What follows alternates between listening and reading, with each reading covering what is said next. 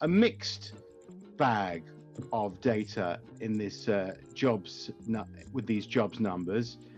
In terms of interest rates and how likely a cut is sooner rather than later, how have today's figures affected that? Sure, and I guess mixed also entails kind of like depends who you would ask. If you're somebody who is, wanting to see inflation go down for sure, you may want, jobs data to cool off. But at the same time, dollar bulls are not having a great day. So you're seeing the dollar give back some gains here that's made recently. We've really in the last week or so just seen nothing but red candles for the dollar index, allowing other currencies to move higher: the euro, the pound, even the yen a little bit here recently. So what we're seeing, Johnny, is today's number was at first when I was watching the reaction, I figured, 206 compared to 191,000 in terms of forecast is not a huge change. I mean, slightly higher, but then the real details were the revisions. And if we take a look at that, we see that for the month of May, the numbers that reported early June last month, we saw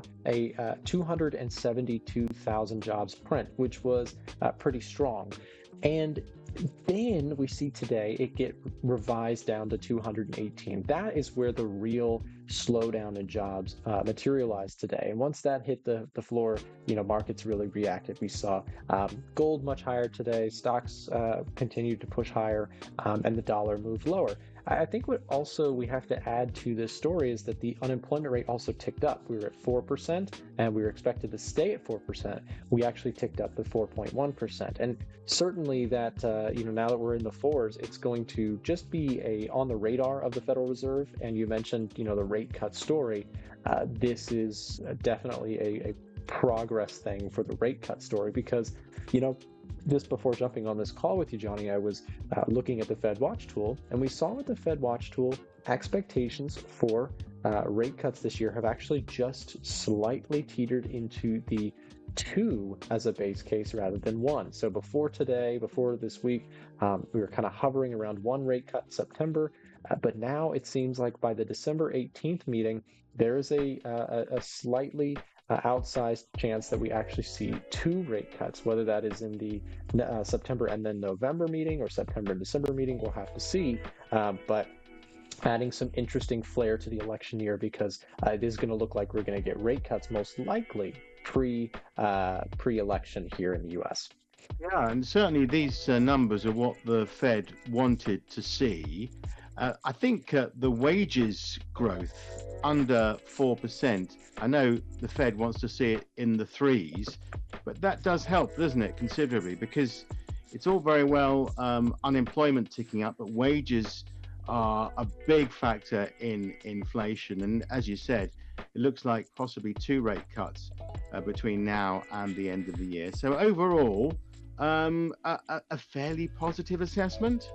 Fairly positive, yes. The only thing I think that we have to kind of, and we've talked about this on the podcast many times, is now keeping an eye on where this data kind of stops because, we're now anticipating rate cuts, which will help with the situation, which will help with the potential slowdown, or at least that's the forecast. But the Fed has remained very data dependent.